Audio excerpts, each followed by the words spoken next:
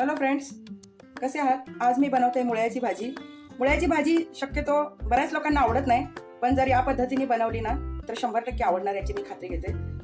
इकडे लागणार आहे मोठा कांदा घेतलाय, 7-8 मिरच्या, 7-8 पाकळ्या लसूण आहे, कोथिंबीर आणि हळद, हिंग, मसाले जे आपण नेहमीच्या भाजीसाठी वापरतो ते सगळे मसाले लागणार आहेत. तर फक्त बघा मी कसं बनवते ते. चला तर आता मुळा बनवायला सुरुवात करूया. कढईमध्ये मी तेल गरम केलंय.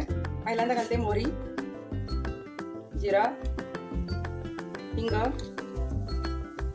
हळद, उभा कापून घेतलेला कांदा,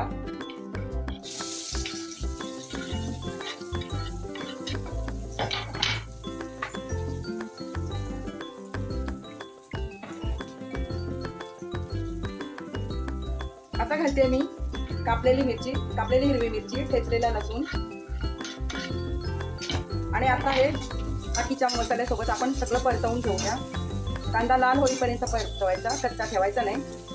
आणि कांदा असा उभा कापल्यामुळे छान दिसतो आणि चवीलाही छान लागतो.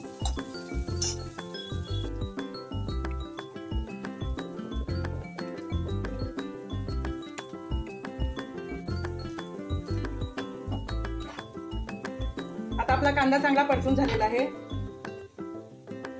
मी घालते धना जिरा पावडर, गरम मसाला आणि याच्यामध्ये मी शेंगदाण्याचा कूट न घालता एक असं वेगळा पदार्थ घालणार आहे, त्यामुळे या भाजीला चव येणार आहे. तर मी कोणता पदार्थ घालते ते बघा.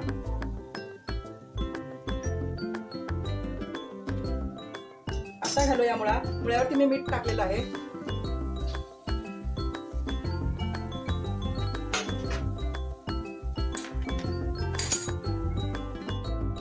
इकडे मी 2 मिनिटांसाठी झाकण ठेवलं होतं, ते काढूया. मुळा चांगला शिजवून घेतलेला आहे. आता आपण हा परतवूया आणि त्याच्यामध्ये शेंगदाण्याच्या कुटाच्या ऐवजी मी घालतेय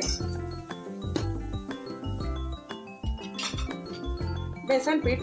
बेसन पिठामुळे ही भाजी खूप छान होते आणि वेगळी टेस्ट येते, खूप छान येते. म्हणजे मुळा असा बनवलाय असं वाटतं. इकडे मी झाकण ठेवून मुळा आणि बेसन शिजवून घेतलंय. भाजी तयार झाली. तयार झाली आपली बेसन मुळा भाजी. चवीला खूप छान लागते, करून बघा.